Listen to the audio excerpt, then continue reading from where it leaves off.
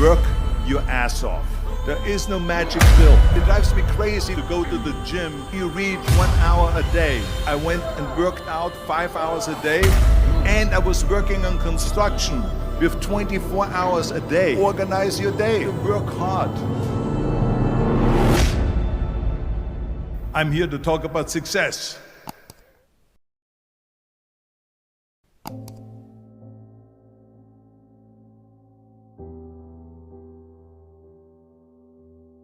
I went to college.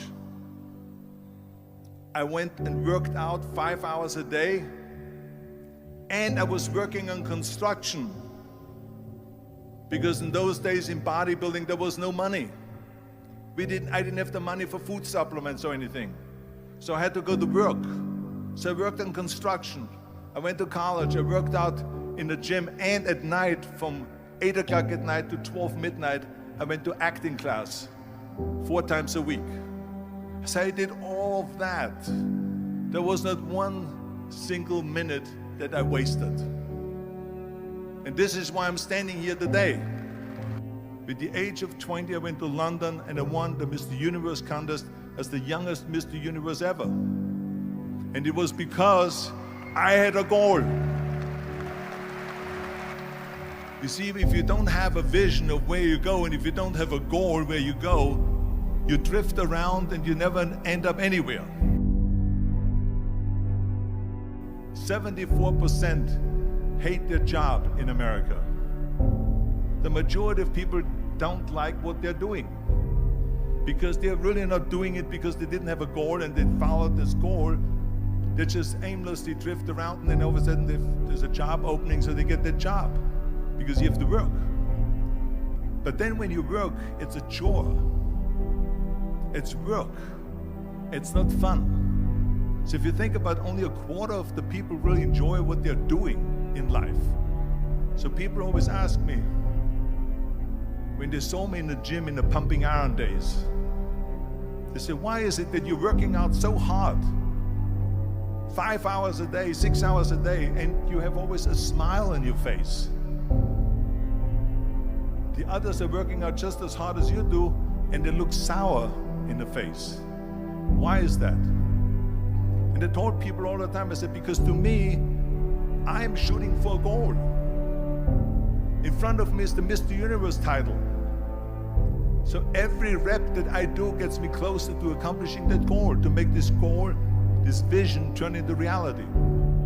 Every single set that I do, every repetition, every weight that I lift will get me a step closer to turn this goal into reality. So I couldn't wait to do another 500-pound squat. I couldn't wait to do another 500-pound bench press. I couldn't wait to do another 2,000 reps of sit-ups. I couldn't wait for the next exercise. So let me tell you something, visualizing your goal and going after it makes it fun. You got to have a purpose. No matter what you do in life, you got to have a purpose.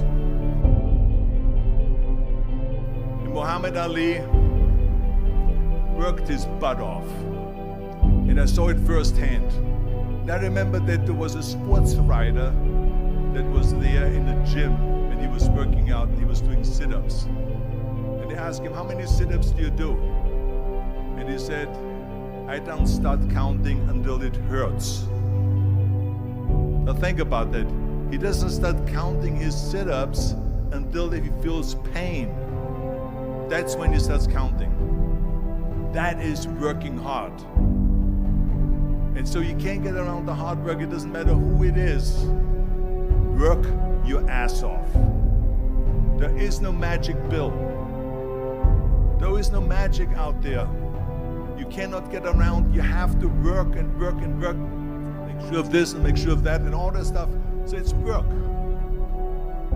And it drives me crazy when people say that they don't have enough time to go to the gym for 45 minutes a day and work out, or to do something for 45 minutes to an hour a day to improve, if it is physically improve or if it is mentally to improve. Imagine you read 1 hour a day about history. How much you will learn after 365 hours in 1 year. Think about if you study about the history of musicians, of composers, how much you would know. Imagine if you would work on a business, on some business that you want to develop every day for an hour. Imagine how further along you will go and get. So it drives me nuts because when people say we don't have the time, we have 24 hours a day. We sleep 6 hours a day, so that gives you still 18 hours. So there's someone shaking their head out here in front. They say probably, I don't sleep 6 hours, I sleep 8 hours, right? Or just sleep faster. So we have 18 hours a day. The average person works around 8 to 10 hours.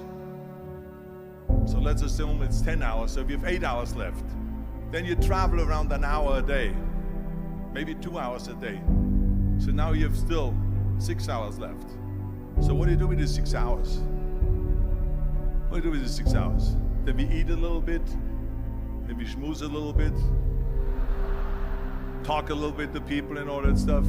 But you can see how much time there is available if you organize your day. So you got to work hard. I hate plan B.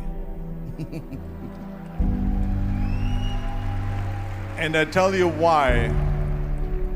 Because we have so many doubters, as I've said earlier, the no-sayers. We have so many of those people that say no and you can't do it, that's impossible. That is okay because we just turn off, as I said earlier, and we listen and we hear the no being a yes. You can't do it, you can do it, and all of that. So that is possible to do that amongst all the negative people around you. But when you start doubting yourself, that's very dangerous.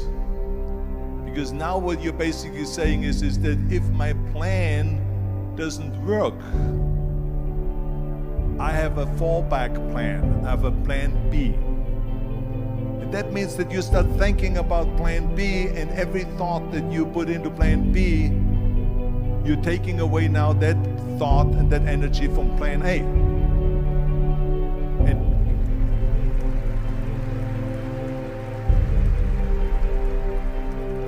And it's very important to understand that we function better if there is no safety net, because plan B becomes a safety net. It says that if I fail, then I fall and I get picked up and I have something else there that will protect me. And that's not good, because people perform better when there's no safety net.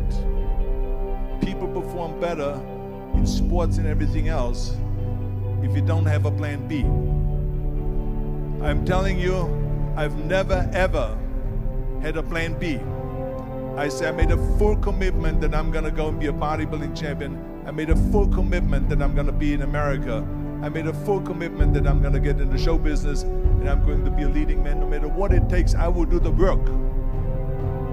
I will do the work over and over and over until I get it. And the same was in politics, in everything like that. So to me, it is very dangerous to have a plan B, because you're cutting yourself off from the chance of really succeeding. And the reason, one of the main reasons why people want to have a plan B is because they are worried about failing. What is if I fail, then I don't have anything else? Well, let me tell you something, don't be afraid of failing, because there's nothing wrong with failing. You have to fail in order to climb that ladder. There's no one that doesn't fail. Michael Jordan said in one of his interviews, when they said, "You're unbelievable, you're the greatest basketball player of all times." I mean, tell me about that. And he says, well, you're just mentioning the successes. But he says, for me to become the greatest basketball player, I missed 9,000 shots when I was playing basketball at the NBA games. So during these games that he was so successful, he missed 9,000 shots. Does it make him a failure? No. He's one of the greatest basketball players of all times, but he failed 9,000 times. Do you get it? We all fail. It's okay.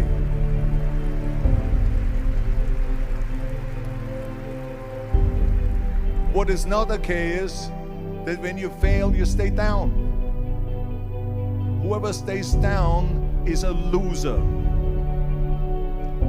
And winners will fail and get up, fail and get up, fail and get up. You always get up.